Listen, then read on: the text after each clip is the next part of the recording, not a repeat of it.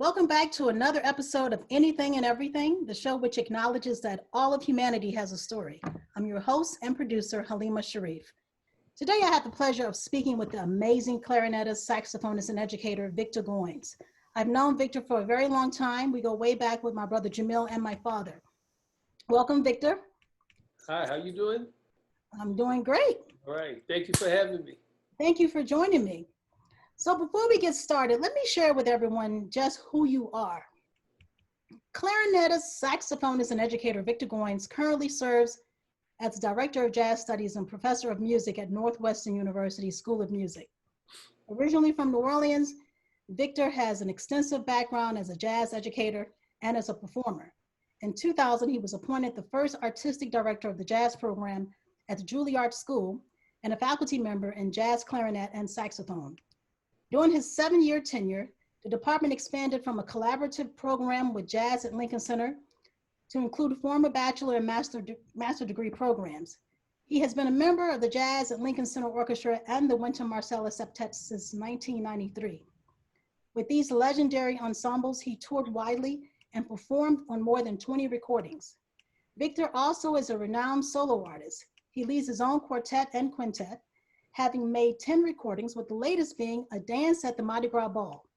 Among the many noted jazz and popular artists with whom he has collaborated are Terence Blanchard, Ruth Brown, Ray Charles, Bo Diddley, Bob Dylan, Dizzy Gillespie, Freddie Green, Lionel Hampton, Freddie Hubbard, B.B. King, Lenny Kravitz, Branford Marsalis, Ellis Marsalis, James Moody, Diane Reeves, Marcus Roberts, Diana Ross, and Stevie Wonder. Victor can be heard performing on the soundtracks for the films Undercover Blues, When Night Falls on Manhattan, and Rosewood, as well as on music videos featuring artists Chick Corea, Garth Fagan, Bobby McFerrin, Wynton Marsalis, Marcus Roberts, and Linda Ronstadt. A gifted composer as well, Victor has more than 100 original works to his credit. The Juilliard School's dance division commissioned him to compose a jazz score in celebration of his 50th anniversary. The composition Baseline was premiered in 2002 to support the original choreography by Juilliard alumnus Robert Battle. Additional commissions have come from Jazz at Lincoln Center. Victor also served on the faculties of FloridaA&M University in Tallahassee, University of New Orleans, Loyola University New Orleans, Xavier University, and St. Augustine in New Orleans. Once again, welcome, welcome, Victor Goines. Thank you so much. I got a little tired hearing all of that. Well, I mean, this is your journey, and I'm sure you're not finished. Well, it's been a great time. Truly, I've met so many great people on it. Oh, definitely, man, definitely. So speaking of your long journey, let's start with that. You know, tell us about your journey to music. What led you to want to play the clarinet, saxophone? Well, my journey to music is a little, in some ways, unusual from the musician's point of view, but maybe a lot of parents have used music as a therapeutic tool for their children. In my case, I have asthma. I'm asthmatic. Okay. And as a kid, I was severely asthmatic. And my mother tried so many things to try to assist me with that, and many of them failed. But somewhere along the line, she thought that if I played a wind instrument, that would ultimately help me control my breathing. In fact, when we first went to the music store, I remember my brother got a trumpet. So I wanted to play the drums. My mother was like, oh, no. You're one of 5 kids. That's too much noise in one room for one person. So I said, well, I want to play the saxophone. She said, no. You might not follow through on that. That's very expensive. So she said, what about the clarinet now? You know, for those of our listeners and viewers who know my mother, that wasn't like an offer. That was somewhat of a strong suggestion. Get the clarinet, or that's it, maybe nothing. But the clarinet is what I ultimately accepted. And I found out years later that my mother used to play clarinet in high school. And that's why she selected the clarinet for me. The clarinet worked out for me. I started playing it at the age of 8. And it did help me with my respiratory problems along the way. So I've had a great time playing it. I always tell that story to young musicians. And whenever I conclude, I say the moral of the story is that mother knows best. So make sure they listen to their parents and their mother for whatever they tell them. Wow, you're right about that. Us mothers do know best, you know. And when you think about blowing the instrument, I guess in her mind, and true, I mean, it probably helped you out with your asthma. you know, just being able to release your lungs and release that wind. That's right. It made you even blow even better. That's right. And it taught me a lot of discipline, you know, just in terms of controlling the airflow, but controlling myself as a person, the discipline of wanting to be a musician after it became something that I started to excel at. You know, then I was starting to have a good time and having opportunities as a young kid, playing with different, you know, ensembles in the city and whatnot. So the discipline of wanting to be with those ensembles made me practice even more. That's awesome. Now, speaking of teachers, and your mother being your first, you know, That's right. our first teachers, who were some of your teachers and your influencers? You know, I've been blessed. I've really been blessed in that regard. My first teacher was Alan Dejean of the Dejean brass band. And he taught me at actually, I should step back one more and give the right person credit. It was a nun at St. Peter Claver Elementary School named Sister Juliana Haynes. What was her name? Sister Juliana Haynes. And I was in the 3rd grade. And she, as I found out many years later, she was a principal for the first time. That was her first assignment as principal. And when she got there, we didn't have any music program whatsoever. She played guitar and sang. And she said she didn't know what type of program she was going to have, but she knew she wanted something. So the parochial schools, the archdiocese had, they would hire band directors to go around to different schools each day of the week. And the person who came to my school, the first guy was a guy named Truding was his last name. I don't remember his first name now. He was a really nice guy. But Alan Dejean had a real impact on me because not only did I take lessons from him at St. Peter Claver, then when he would go to other schools, he would kind of let me hang out and go to those other schools and give me a ride home afterwards. So I was able to get some extra time in studying. So that led me through elementary school all the way to the 8th grade. From there, I went to Andrew J. Bell Junior High School, and I probably learned more in a year than I had learned. Not that I didn't have a great teacher prior to that, but I had an excellent teacher at Bell named Mr. Donald Richardson. And Mr. Rich, as we called him, was fantastic. He was a great disciplinarian, but he was a great music teacher. And there is where I began to make exponential type of steps in the clarinet, because he knew really how to get the most out of you by making it a competitive thing with your peers. I'll never forget, there was a young lady named Mary Smith. She was a fantastic clarinet player too. And we both, on a daily basis, we would do what they call challenge, have a head cutting contest for the first chair. And I don't know who sounded the best, Mary and I, because we both went on to be music majors. But I remember one day Mr. Rich would say, "Oh yeah, Victor, Mary, you have to get out of the first chair, get in the second chair. Mary beat you out today." Then the next day, I said, "I'm ready to challenge again." Then I would play. He said, "Oh, Mary, well, I'm sorry, you got to move back to second chair. Victor won." And I think he just did that to keep the competition going, to motivate us. But, yeah, and he was very successful because we were both driven and motivated. So that was my junior high school experience. Then from there, I went to St. Augustine High School, where I had 4 really, really great educators in music.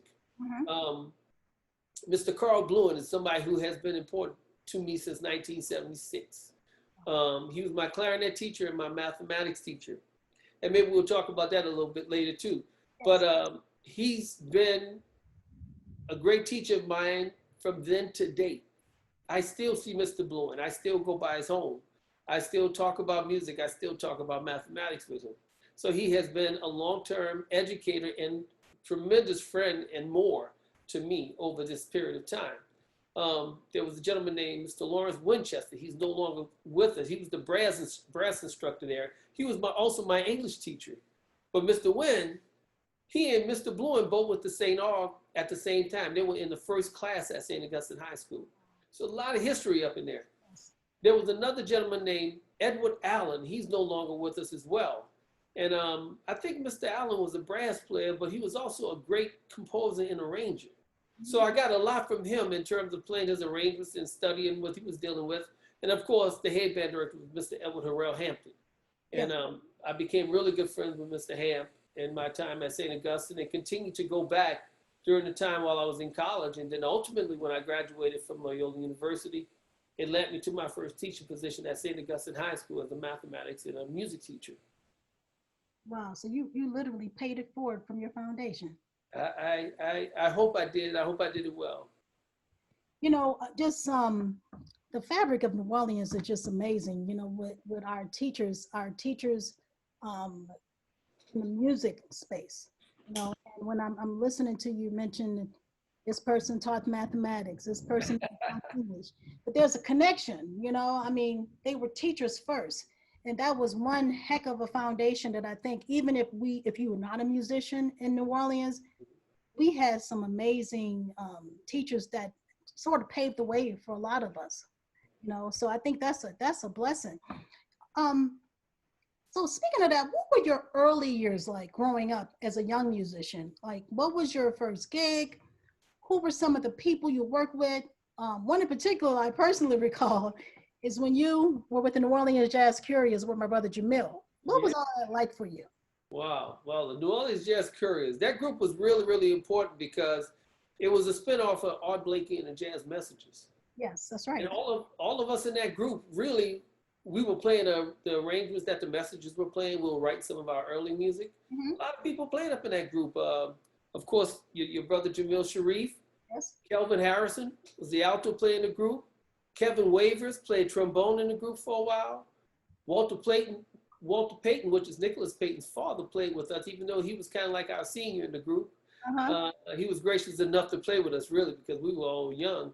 Reggie Neville played in that group. That's right. That's right. Noel Kendricks played in that group. Harry Connick Jr. played in that group. So it was a great group for us because it allowed us to really kind of utilize what we had been getting from people like Terrence and Donald going play with the Messages. And prior to that, obviously, Wynton Marsalis and Branford Marsalis, they both played with Art Blakey. So we were all trying to get to that school of Art Blakey, and the Jazz Couriers was sort of like undergraduate school trying to get the graduate school of Art Blakey and the Jazz Messages, you know. Wow, man, that's a, you know, I have that picture. I have the New Orleans Jazz Couriers, and everybody looked like they were 12 years old. Yeah, and a lot thinner too. Yeah. We're gonna talk about that. But yeah, that was we still do have some amazing talent that comes out of New Orleans. You also, anyone else that you can recall, I mean, besides, I know you just coming up as a young musician, you know, what were some of the bumps you made in the road when you look back on your development? You know, what kind of lessons did you learn along the way? Sure, that's a great question because New Orleans was a place, I always said it was unfair for us to be from New Orleans as musicians. Because we had everything there. We have all kind of music in the Crescent City, especially at that time. In fact, the only scene I think I didn't participate in was some type of Latin Afro-Cuban scene because I didn't really know of one in the city. That doesn't mean that one didn't exist, you know, but I just wasn't fortunate enough to participate in that scene. But everything with rock bands to marching bands, you know, playing with Danny Barker and the Fairview Baptist Church Band, and Doc Paulin had a band, and Sigmund Walker, and oh my man, Willie Metcalf, and Kid Jordan out there. And then, you know, I grew up in the community with all the musicians. Fred Kemp playing tenor saxophone, Lee Allen, who was from there, who played with Ray Charles a while. And then, of course, Miss Jermaine Basil. She wasn't a formal teacher of mine in terms of school, but the education I got from Miss Basil is one that I cherish to date. And we still have very, very great conversations about all of the things that took place in New Orleans at that time.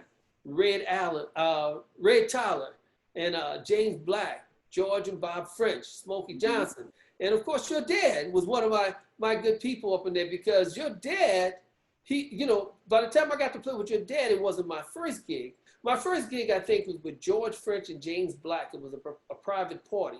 I was playing Uptown. But the first gig I got to play with your dad was at the Fairmont Hotel. Wow. And it was an interesting time because New Orleans was kind of dominated by a lot of white bands and white musicians occupying the music scene of those high-level paying gigs. There was a band called Herb Tassin. And there were really only two African-American musicians who were very active up in that scene. Your dad was one of them, and Kid Jordan was the other one. Yeah, that's right. Kid got all the calls for the shows to play baritone saxophone most of the time. And I remember when I played with your dad, I don't remember the gig exactly. We played at the Fairmont Hotel, but I remember he invited me to go have a meal with him afterwards at this diner on Tulane Avenue, right off of Galvin Street. You know, I love to eat, right, man? Well, yeah, he had a great palate for cuisine. Yes, you know? But he was phenomenal, and he just took me under his wing and kind of told me things that I need to be informed about making sure you're on time. As obvious as they may be, things that need to be reiterated to young musicians at that time, and the things that will give people sort of like filtering possibilities to eliminate you from gigs. Because many times people think about, what can I do to make the gig? What can I do to not only make the gig, but to keep the gig? And your dad was one of those very, very active African-American musicians at that time. He was all over. He's a great trumpet player. So obviously he was doing all of the major gigs in New Orleans during that time. Well, how old were you at that time? Don't worry, we can always Google, see how old you are right now. It's no big. Well, I make 59 tomorrow. Wow, it's your birthday. So August the 6th. August the 6th, yeah. Happy early birthday. Thank you very much. And during that time, I was probably 23. Wow, man. Years old, you know. But I was out there stomping the pavement, and I'm sure I was making a lot of mistakes, but I was making so many things in terms of opportunities to play that I wasn't thinking about how many times I was falling down. I was just constantly getting up and trying to continue to go along the way. Mm-hmm. And that's what made New Orleans such a tremendous place for me. I used to also, like for the Jazz Fest, I would always go down to Prouse Alhambra, the little strip right on Claiborne Avenue off of Basin. Mm-hmm. And the Jazz and Heritage Festival would have sessions late at night, starting at 1 in the morning. And, you know, I was trying to find my way, because my way into jazz came a little late, because initially I thought I would be a classical clarinetist. Mm-hmm. But once I got to get a good taste of John Coltrane, I heard my calling. Mm-hmm. So I was constantly trying to pick up as much music as I could. And I remember being in Prouse one night, like 1 in the morning. Oh man, and I'd be listening to all these musicians, and some of them were playing straight ahead and some were into avant-garde. You know, you'd be around a kid with the avant-garde. And oh man, many times I didn't know what they were doing. I remember one time Reggie Workman, Kid, Down Pulling, they were not up there playing. And man, I was just listening to them, and I didn't have a clue. It was like 3:30, 4 in the morning. And by that time I was about to graduate from college. So I felt like I had grown a little bit, and I needed to really know what was happening.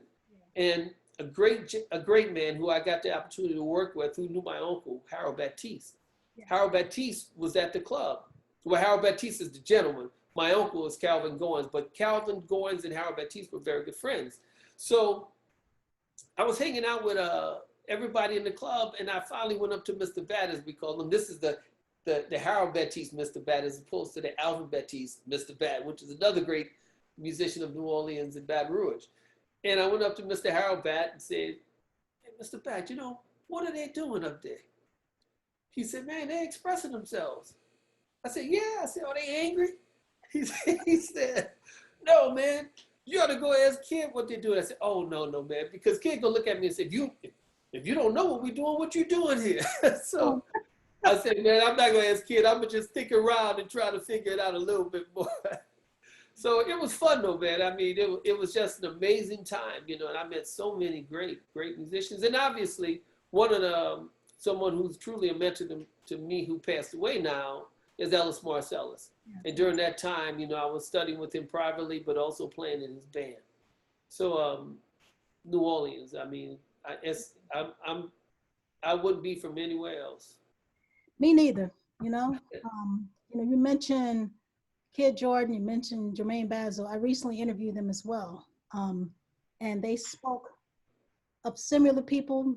Ms. Basil actually mentioned James Black. She mentioned when she performed with you and with James Black. And she said she was intimidated by James Black in the beginning.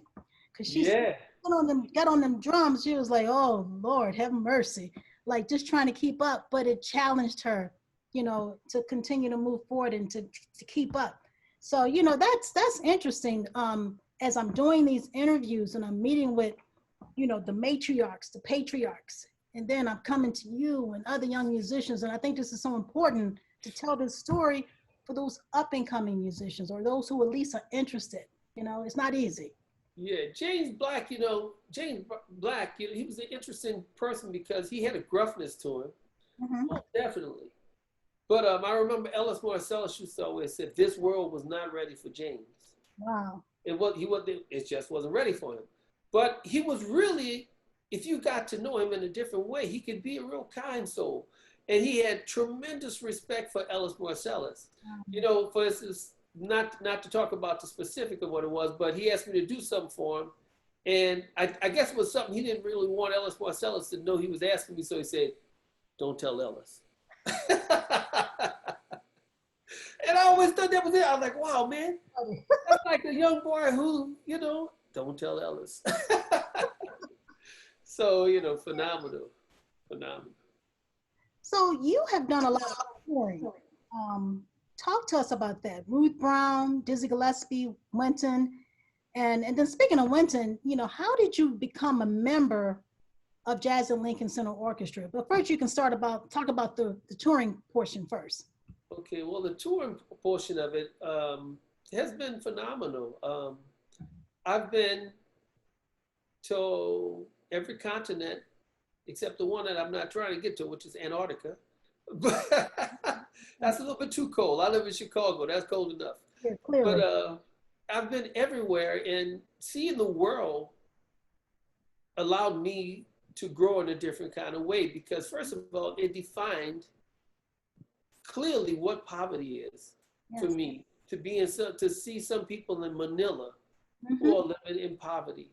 That's or, right. You know, everybody look at Cuba in a way that is, you know, oppressed.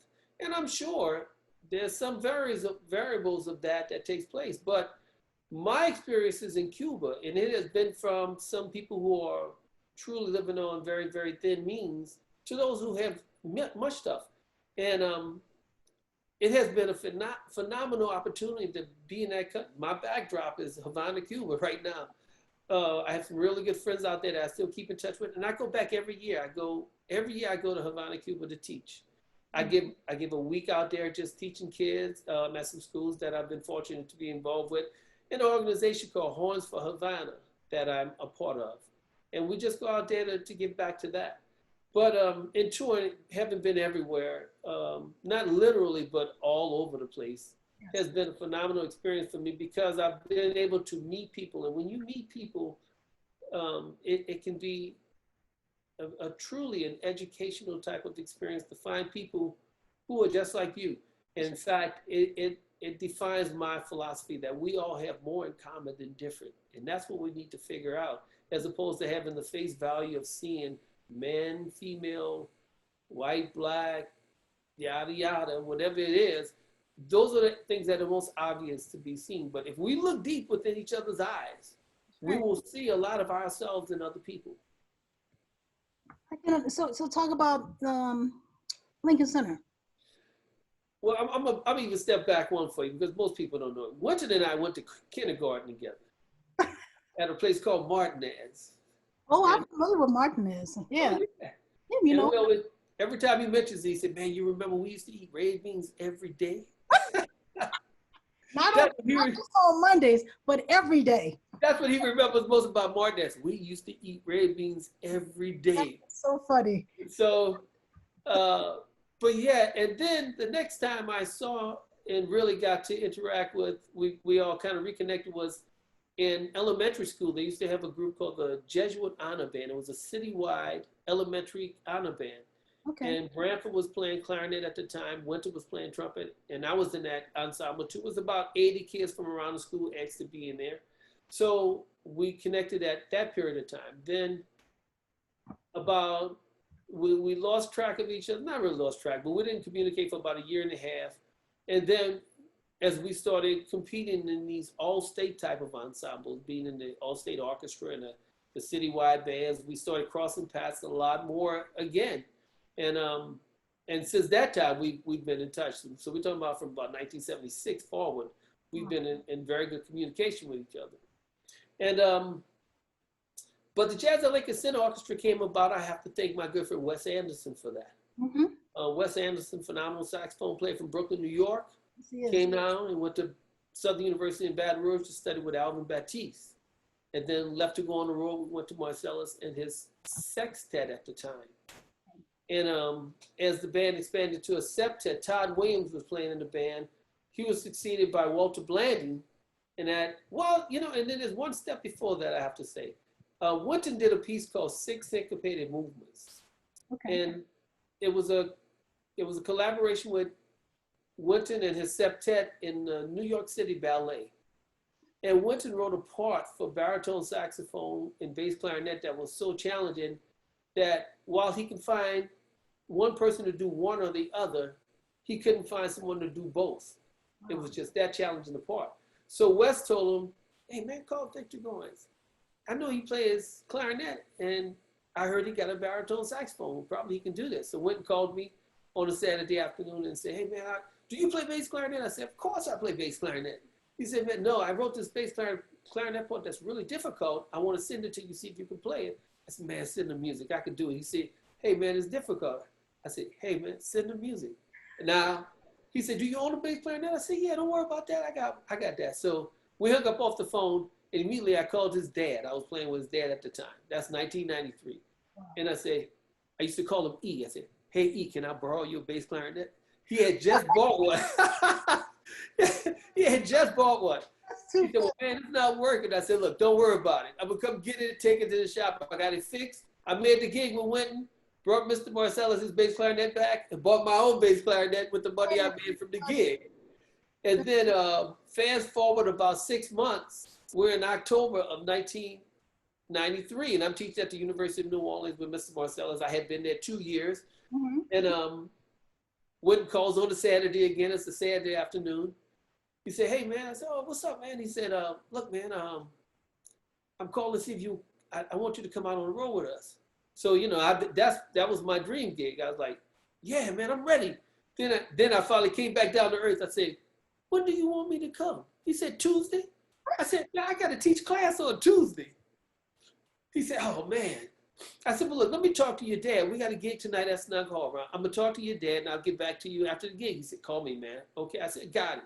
So I hung up the phone. I called Mr. Marsalis back right away, and Jason picked up the phone. He said, hey, man, my dad's getting a nap. He's not available. I said, okay, no problem.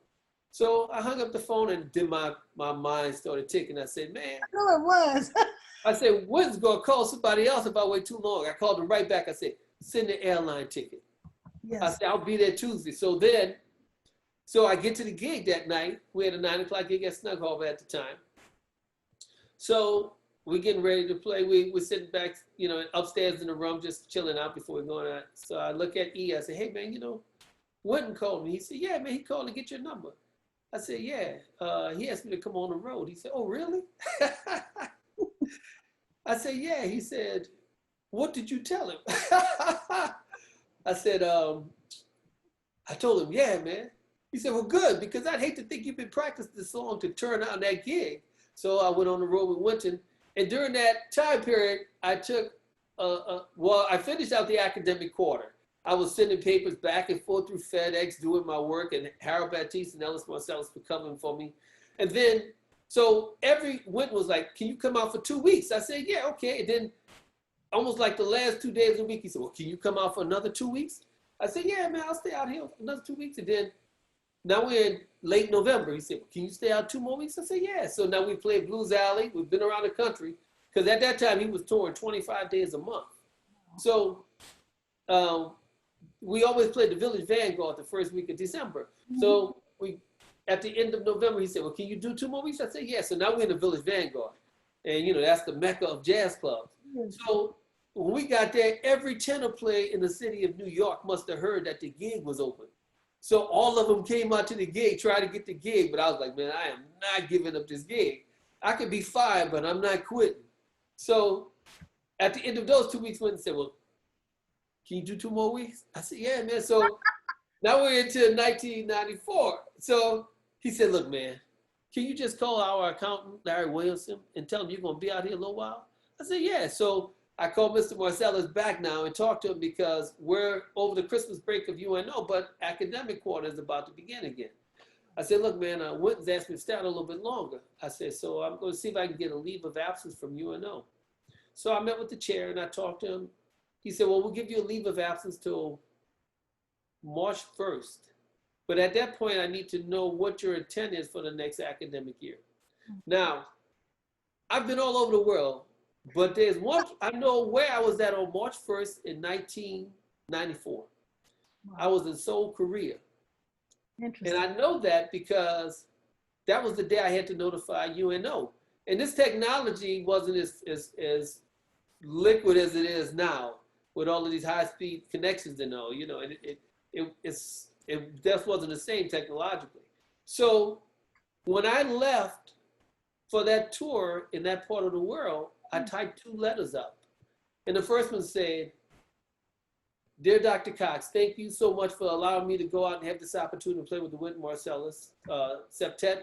I am writing to inform you that I will be returning in the fall of 1994. And the other letter said, Dear Dr. Cox, I regret to inform you that I will not be returning to the University of New Orleans in the fall of 1994. And my philosophy was, if I'm not fired before I have to send this letter, I'm not going back to UNO. And I wasn't fired. So I sent the fax that said, I regret to inform you. Man, that's wild. And I've been on the road with the band since. So, you know, I always tell people as a joke, I say, so I've kind of been hired by Wynton 2 weeks at a time for 26 years. Oh, that's hilarious. We used to keep changing. Did you bring some red beans when you first got there? Yeah. We got a lot of red beans. Wow, man, that's a heck of a story. You know, I want to go back to, you know, that background picture with Cuba. You know, you Okay. very interesting. Being able to travel the world. You know, my family and I have lived abroad, and it's a beautiful experience because you have an opportunity to see humanity. You know, no black, no white, no Asian, no Mexican, none of that stuff, and it really connects you. You know, and so I appreciate you saying that because it really does make a difference, especially when I'm sure it was quite an experience for you. You mentioned that you teach music every year. You go to Havana, Cuba. Yeah. And what was that experience like teaching? And was there a certain age range that you were teaching? Was it children, adults, or a mixture? Well, I've had the pleasure of interacting with all of them. I mean, most of our teaching was with everything from maybe elementary school to college, which is called, I think it's called semi-arts. They have, the way the Cubans do it, they actually give tests to their kids at an early age to decide who would be good where in terms of music or science or whatever. And kids from all over the country go to the National Conservatory to study music. They're, you know, the best of the best come to Cuba to do that. So each year I go there to teach. I go to a certain high school to teach. You know, and the kids, is interesting because they are all committed. Mm-hmm. They're committed. And that experience opened my eyes as to maybe we should not look at what we don't have, but we should look at what we do have. Right. And how can we do the most with what we have? And that's kind of my theme of the pandemic of coronavirus. Mm-hmm. Because my students at Northwestern, when we got into this at first, and I was making suggestions of how we would record things and come together and play music, I would hear, well, you know, I don't really have an electric piano, or I don't have this, and I only have this microphone. I said, look, I don't want to know what you don't have. I want to know what you do have so we can figure out how to do something with what we do have.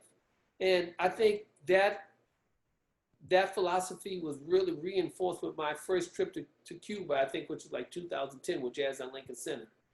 And fortunately, I mean, I've had the opportunity to really develop a great relationship with a young man named Yanio Abreu. I mean, if I had a kid, I would probably say I would want him to be like him. I love him that much, to the point each year I go, I bring him back one of my instruments that he don't have. I give him one every year. So I've given other kids flutes and clarinets along the way.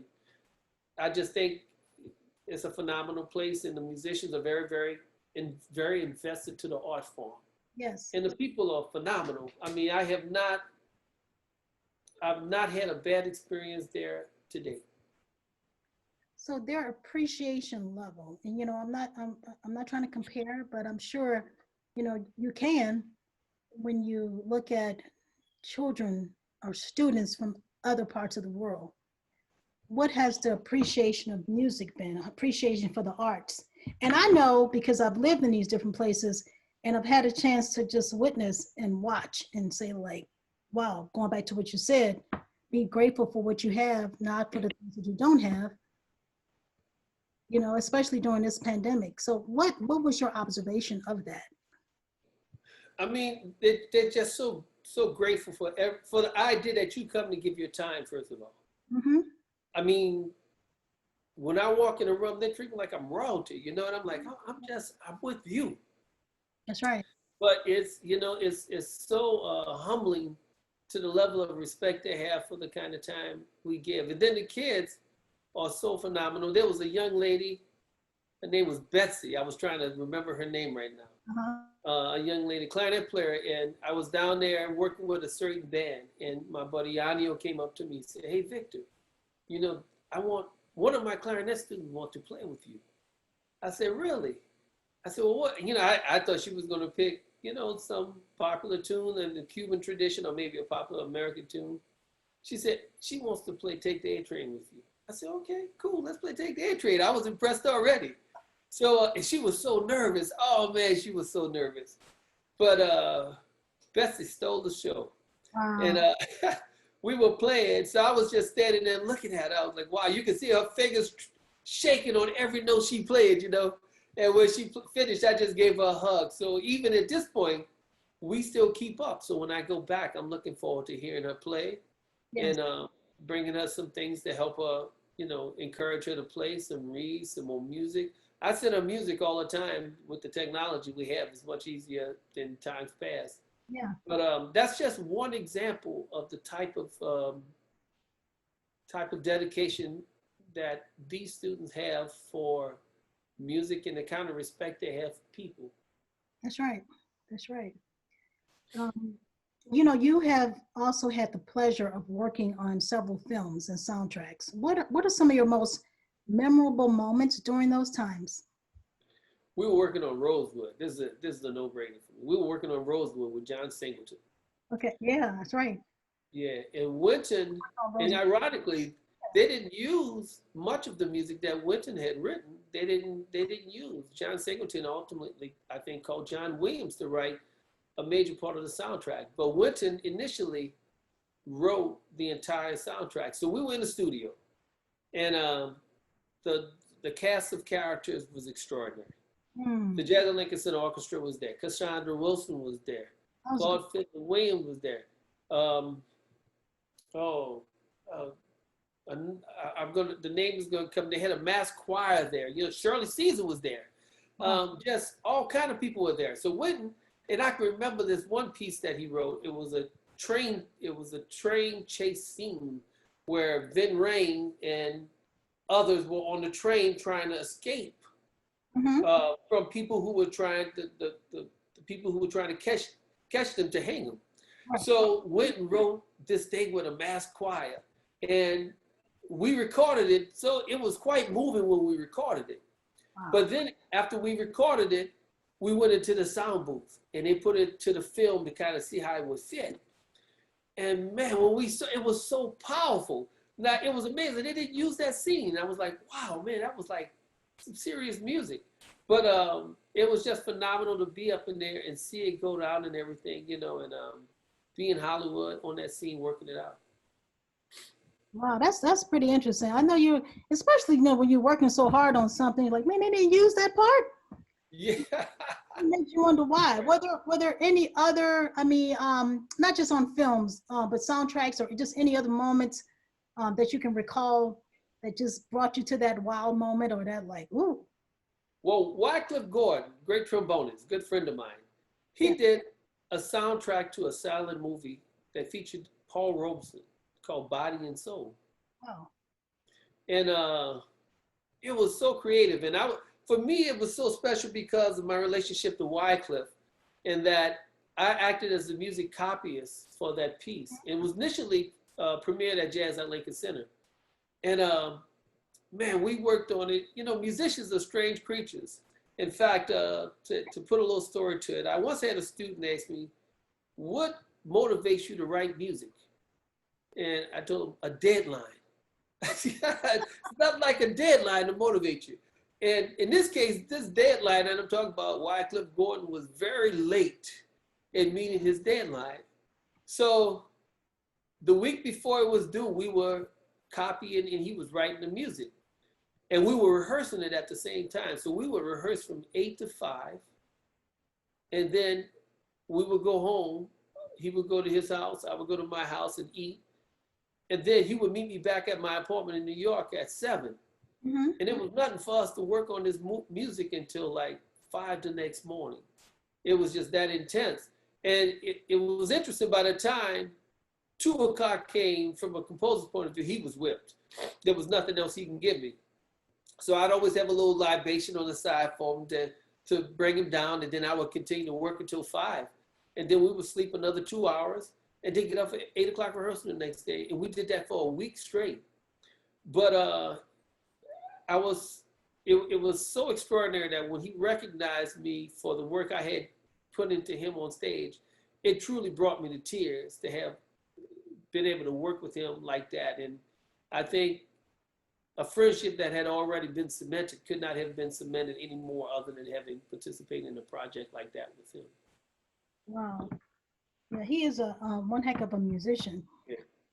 You let's talk about, you have been at Northwestern for almost 13 years now? That's right, 13 years. So what has that been like for you? You know, I don't want to say being stationary, because I know you're still pretty busy regardless of the pandemic, but especially after years of consistent touring. Tell us about that. Well, I might actually step back 1 7-year period for you. Okay. And it started in 1999 via the Juilliard School. Okay. And I remember during that time, I was at my home in Atlanta. I bought a home in Atlanta that I had just built in 1999. Mm-hmm. So I moved in December of 1999. Then I started getting these calls from a gentleman named Joseph Polisi. And, you know, I didn't recognize the name, so I didn't answer the call. I just kept getting these constant calls. So then I got a call from somebody at Jazz at Lincoln Center whose name I recognized, Laura Johnson. She was our director of education. Okay.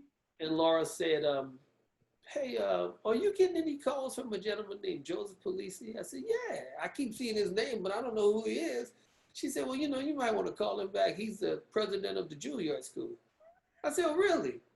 I said, okay, I'll call him back. Okay, so I called him back. And he told me he was interested in me starting this jazz studies program at the Juilliard School.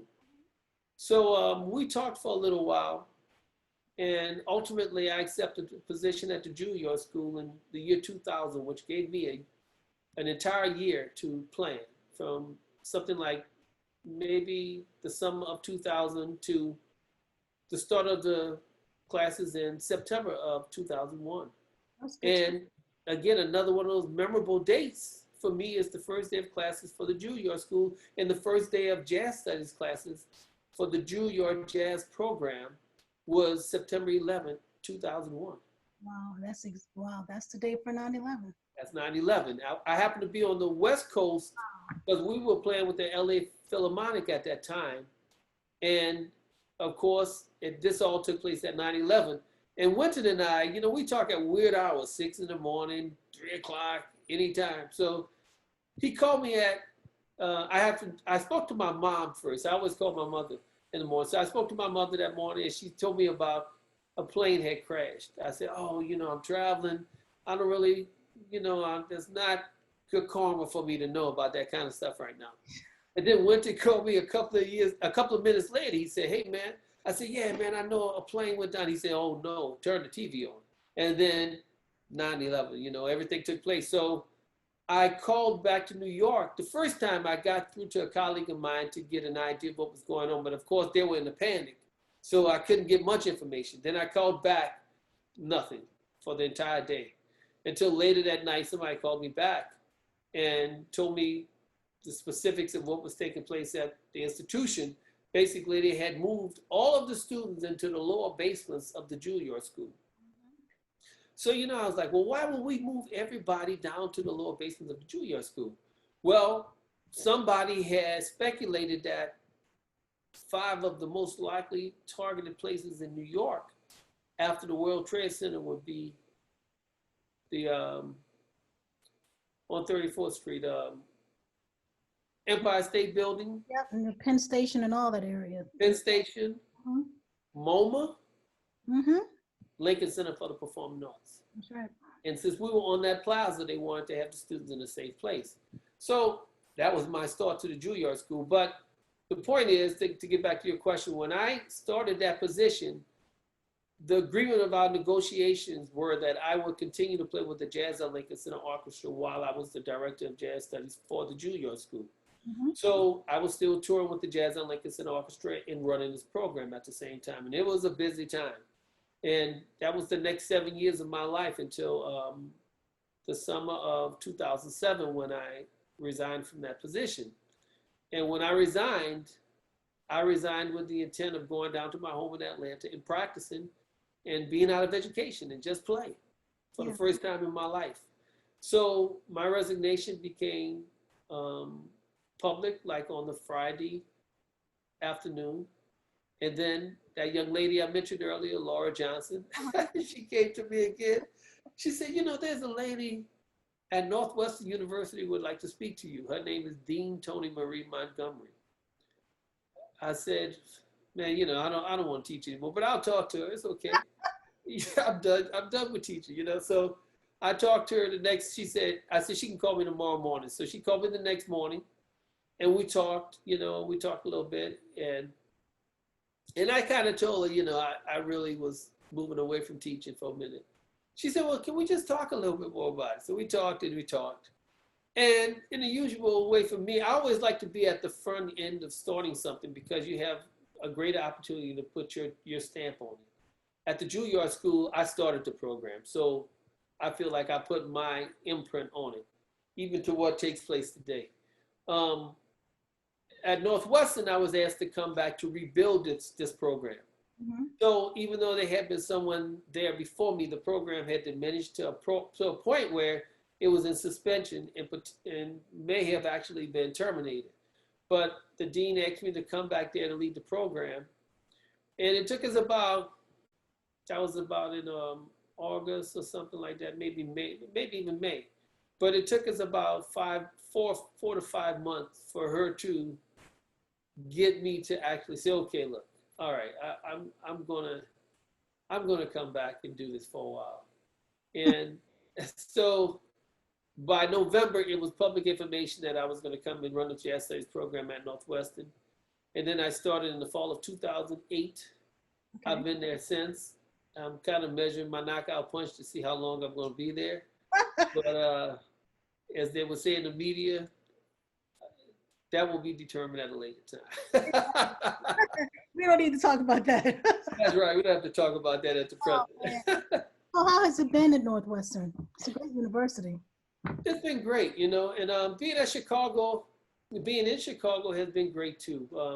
Chicago is kind of a hybrid of New Orleans.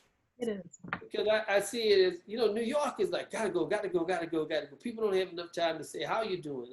Yada, yada. I know, I've lived in both of those places. Yeah. And then New Orleans is like, yo, man, why are you rushing? We got time. It's the big easy, baby. Kind of relax. Well, Chicago is kind of in the middle of that. People trying to do a lot of things really quickly. And in both of those first 2 cities I mentioned, people are doing things. Right. But, they have a certain humanity where they'll stop and say, hey, how you doing? Okay, great. Okay, gotta go. See you later. Bye-bye. So it was kind of get to see the happy median of the two of them. And since I still function in New York and New Orleans, I have the best of this, what I call the triangle of jazz. I love it. New Orleans was traveled to Chicago with Louis Armstrong and King Oliver, which ultimately went to the Mecca of jazz, which is New York. So I've been kind of moving through that particular triangle. That's interesting. You know, when you look at the history of music and jazz in general, New Orleans, Chicago, New York, Yeah. that's true. Yeah. Wow. So you've also, you know, Northwestern, Juilliard. You've been at Florida A&M. You were at UNO in New Orleans. My alma mater, Xavier University, and then St. Aug. You mentioned your alma mater. What were those experiences like as far as education? Wow, let's see. I can tell you each one of them. I came back to New Orleans. I was living in New York after going to Virginia Commonwealth University for my master's. Yes. That was during the period where Ellis Marsalis was up there, and I got to really become more, you know, our relationship just evolved even more by spending so much time at VCU. Yeah, that's right. Good And school. then once I graduated from there in like well, in fact, I didn't graduate initially. I moved to New York after I completed most of the coursework. And I just had to do my recitals. So after being in New York for a period of time, that's where I got to meet your father again. In New York. I was hanging out at Sweet Basil's one night, checking out Art Blakey. Okay. And there was a gentleman named Bud, huh? What year was that? That was in around 1988. Okay. And there was a guy named Bud Revels, just a local, well, he wasn't local. He was from Cleveland, Ohio, but he was a saxophone player, clarinet player like myself. And he was subbing for the clarinet saxophone tenor person on the gig named Bill Easley, who was I succeeded Bill Easley in the Jazz at Lincoln Center Orchestra as well. But so Bud couldn't make some gigs. So the guy I was hanging out with, Steve Wilson, who's another alto player, he told Bud, he said, well, you know, man, Victor plays clarinet and tenor, plays good clarinet, New Orleans clarinet. Maybe he could sub for you on Black and Blue. Well, as it would be, your dad was playing Black and Blue. That's right. I remember his feature was Big Buddy and Eggman. He was doing, I think, with Linda Hopkins. I still listen to that. That's right. That's right. And it was fantastic. It was, and so when I got there, whatever chance I had of making the gig, your dad cemented it. Truly, he laid down the rest of it of what it was going to take me to be there. And I subbed so much on the gig. I used to sub for Bill Easley and for the Barry player Haywood Henry. But the gig was a whole another level of education because the people on that gig were truly legends of jazz. Your dad, truly a legend of trumpet.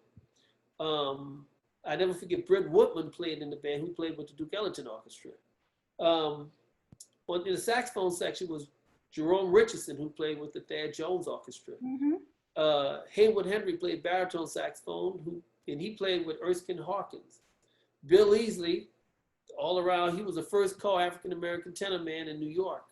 Al McKibben played bass, I never forget, because his chair was right behind mine. He would bump my chair all the time. And he played with Thelonious Monk. Yeah. And Sir Roland Hannon, who played with the Thad Jones Orchestra as well. And Claude Fiddler Williams, the great violinist I told you about from that Rosebud session, was on it. Also, in Black and Blue, that was the coming out of Savion Glover. That's right. That's right. He started there. Yeah, and they had Jimmy Sly was one of the dancers on it. Buddy Berrigan, I think, was on it.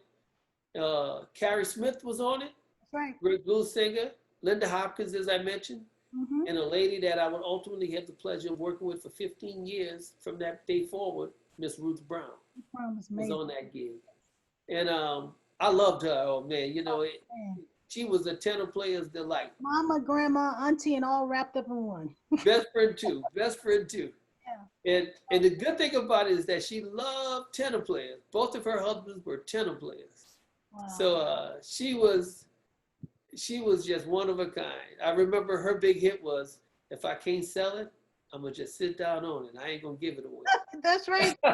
You bring it back. I listen to that often because I remember, you know, when I was younger, I was a teenager when Daddy did that film, Black and Blue, and seen it several times, and then looking at all those cats, you know, like Savion Glover, you know, and look where we are now. It's 2020.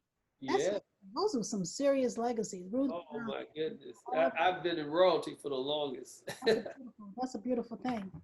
That's awesome. And what about some of the other, we already talked about Northwestern, Florida A&M. How long were you there at Florida A&M for? I was at Florida A&M for a year. Okay, so here's how I got my way into higher education, they might say. So while I was in New York, kind of freelancing, playing black and blue and other things in New York, Dr. Tony DeQueer from Loyola University called me. I graduated from Loyola University. He called me to come down and sub, or actually teach in place of my teacher, Paul McGinley, as he was going on sabbatical. And I remember telling Doc, I said, Doc, man, I'm in New York. I don't want to come down. Seems like people know how to persuade you to do the things they want me to do. I'm going to have to work on that. Kind of late, but I'm going to work on it. So Doc said, look, man, don't think about it as coming out and get a job. Think about it as a free trip to see your mother. And we'll go out and eat at Commander's Palace, which Commander's Palace. Got you. And we'll have a good time, So I came down and checked it out. And ultimately, I bought into the idea of coming down to teach at Loyola for a year. Mm-hmm. And so while I was at Loyola, I also taught some students at Xavier University and at Delgado. And I taught one or two students at the University of New Orleans because Ellis Marsalis had just been awarded the Coca-Cola chair at the University of New Orleans as they started a jazz studies program, which is how Harold Baptiste came back home. Okay. So after a year of that, they were granted permission to hire another full-time faculty member. And they decided they wanted a saxophone person. So I auditioned for the position and I received it. So I joined the faculty with Ellis Marsalis in 1990. I joined that faculty at the University of New Orleans. Mm-hmm. And it was the same year that I actually finished my master's because the stipulation was I would be granted a year to finish my master's degree to keep the job. So I got that master's and then I stayed there until 1993 when I was seduced away by the Wynton Marsalis Septet. And then we were on the road until the end of 1994. And then Lindsay Sargent at FloridaA&M University asked me to come teach there. But he wanted me to come teach adjunct. I said, well, I'm not coming to Florida A&M to teach adjunct. If you don't have a full-time position for me, I'm not coming. So he said, okay, well, I'm gonna work on that. Then the following year, he was able to secure a full-time position. So I went to Florida A&M, I think in 1995 through 96, which is where I stayed for a year. And then for the next 3 years, we kind of just toured everywhere. The touring schedule was so busy. I just kind of did that and didn't do any teaching with the university. But we were doing a lot of jazz on Lincoln Center, kind of educational things because the education department was growing over time. Wow. And then that led me to my experience at the Juilliard School in 1999, which leads me, that's my route back to Northwestern University today. So how do you like higher ed? It's been a journey. Yeah, it's been phenomenal though. It truly has been. I wouldn't change a thing. Yeah, definitely. I agree. I've been there. So I know you have already said this. I've asked this question to Kid, Jordan, to Ms. Basil, and you've already, I love hearing these stories about my father, of course. All right. And you've mentioned Black and Blue, but do you have any fond moments? Daddy was a businessman, but he also was very comical. He was hilarious. And so do you have any fond memories of my dad that you can? Well, he was always just fun to be around. First of all, every time he came to the show, he made sure he had a sandwich from the deli across the street, He came, that was a must. He came into the show like that. But I used to love to watch Brett Woodman, and Bill Easley. They would play like Tonk or something like that, Yeah. And the thing that was funny about it, though, is that Brett Woodman was narcoleptic. Okay. So, now they'd be on a 15-minute intermission playing, No, and Brett Woodman he would nod off during that time. So they would all leave their cards face down until Britt woke up, and then they would get back into the game like nothing ever happened, And it was just phenomenal to see those men like that and the respect they had for each other, which allowed it to be a building on the fundamental or the foundation of respect that men had for men. And for women as well. But in this case, it was a circle of men playing, and the level of respect they had for each other was just phenomenal. Wow, that's amazing. That's interesting. You're right. Men, say that again, men had for men. The respect that men had for men, or men had for one another, probably would be best put, or people had for one another, because that's important.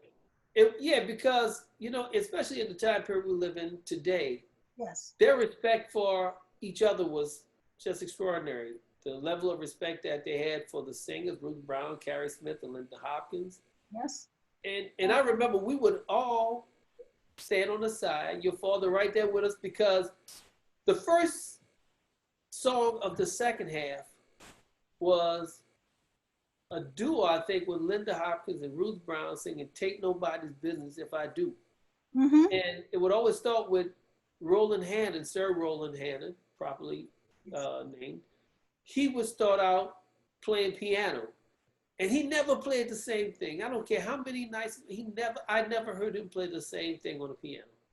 So, but they would start playing. When they started playing, the whole band know they had 10 minutes to be in their chair before the curtain would pull back. Mm-hmm. You know, so we would all be back there kind of in the wings watching them play, and then ultimately we'd slide into place. But just the level of respect they all had for each other, you know, the musicians in the band for each other, the musicians to the singers who are musicians. I mean, just a tremendous amount of respect. And that's the kind of respect that I try to bring to people that I interact with today, because that's the kind of respect I saw your father give to his peers and the people who played with him, Mm-hmm. young and old. It makes sense, you know. Speaking of young, if you were a young, even though you're still young and your birthday is tomorrow, if you were a young musician today with all the resources that are available, how would you approach your music career in your 20s? That would be, if you know, I have to add a little bit to it, if I may. That's fine. That's you know, fine. with all the resources that are available to me today, I would still have to have all of those people like your dad and Jermaine Basil and Ray Tyler and Alvin, you know, Alvin Ray Tyler and Fred Kemp, and all of those people. I would want them to be around me, David Lasty. Yeah. Because, you know, the social component is so important to music and to society. That's right. And technology, while it is beneficial to our learning, it doesn't always serve us best to our humanity, because it doesn't require us to learn how to interact with each other. I understand what you're saying, and would you say? I know you don't want to. Not any generation. Every generation is different. We get that. But as far as the history of music, as far as mentorship, as far as, we had a village in New Orleans and other places. Absolutely. You mentioned that triangle. Chicago, New York, New Orleans. Well, you know, you're from New Orleans. You know, you couldn't just be good at your house. You had to be good around the corner too, or else your house would know. Exactly. Oh, you're right. You're right. And like Ms. Basil mentioned in her interview, you know, when we were talking about, she started playing the bass for the first. Yeah. She had voice and then the piano. She said, but everybody in the neighborhood had a piano. Everybody. Well, piano used to be furniture. Exactly. Exactly. It was furniture. So she taught herself. Yeah. We had a village of musicians, you know, the Jordans, the Humphreys, the Sweet, all of us grew up with some serious teachers. Like, we couldn't escape it, but it was a part of our fabric. So, you know, you think about the generation now, what do they have? And I'm not saying they don't have anything, but yeah, there are resources, but it's almost like having a cell phone, you know, having a cell phone. We didn't have the cell phone before. We didn't have no laptops and no iPads.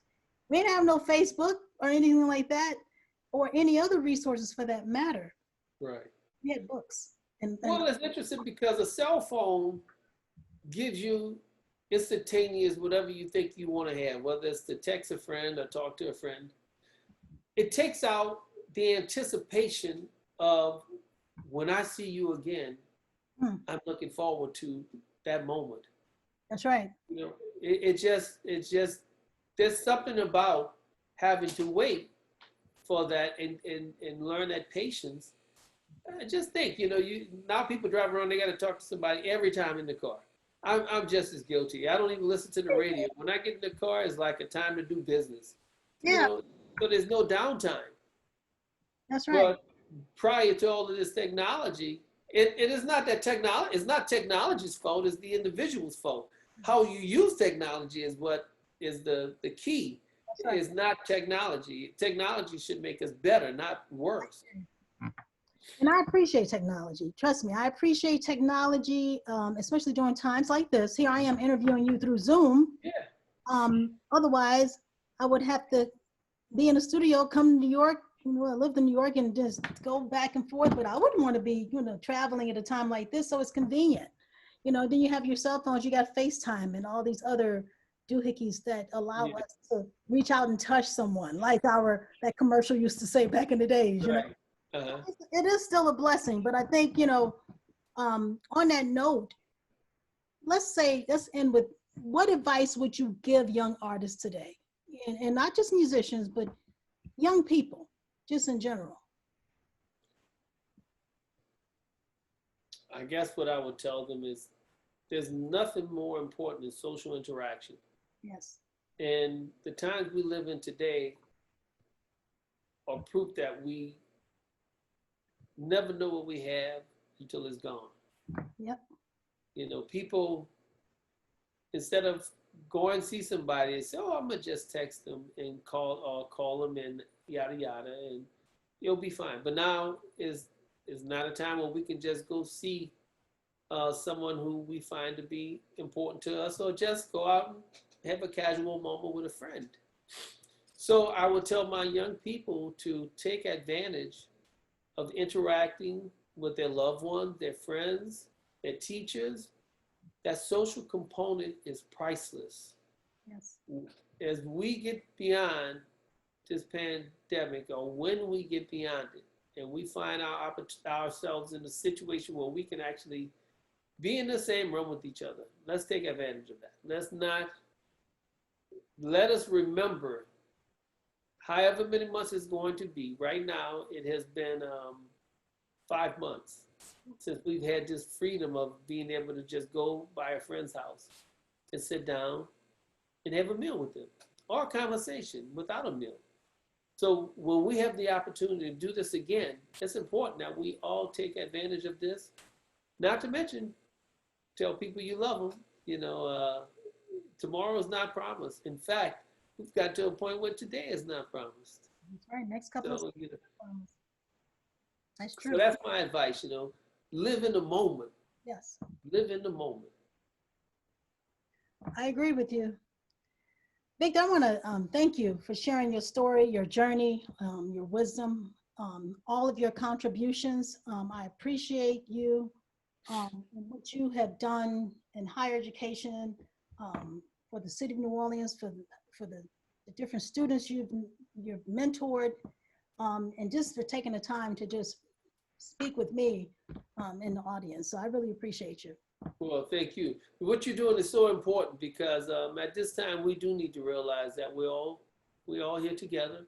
It's more important now than ever. And so thank you so much for the time you're taking. Not only certainly for allowing me to be here. I will be forever grateful, but for taking the opportunity to speak to our legends, for Miss Jermaine Baswin, Mr. Kid Jordan, and so many other people that you have had a chance to speak with, and those that you will get to speak with in the future, because we need to document our heritage and our legacy. And there's no other like that in New Orleans. I remember the one time I got to play with Danny Barker. Wow. And it's just phenomenal. But I can actually say I had a chance to play with Danny Barker and have a conversation with him, and his recommendation to me was just keep doing what you're doing. Don't stop. So I tell you, in the tradition of Danny Barker, please keep doing what you're doing. Don't stop. We need you. I will, brother. I will definitely do that. We have no choice. You know, we have been surrounded by some amazing people.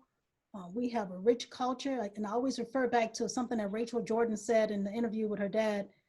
You know, New Orleans has an unbroken culture, unbroken. You know, music, the culture, the second lines, the music Right.